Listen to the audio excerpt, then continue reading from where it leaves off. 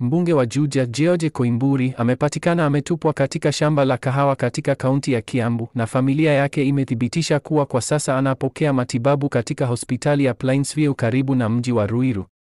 George Koimburi anaripotiwa alitekwa na watu wasiojulikana nje ya kanisa eneo la Mugudha, kaunti ya Kiambu, siku ya Jumapili, ambapo mkewe, Ann Koimburi, alijeruhiwa wakati wa purukushani hiyo.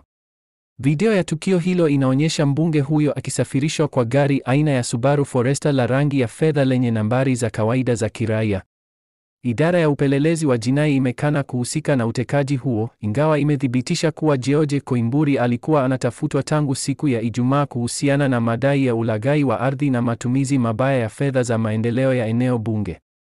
Bi Ann Koimburi alielezea masikitiko yake kuhusu hali hiyo, akisema kuwa tayari kuna matukio ya awali ambapo mamlaka zilichukua simu na gari la mumewe wakati wa uchunguzi, lakini hazikutoa maelezo yoyote kuhusu aliko.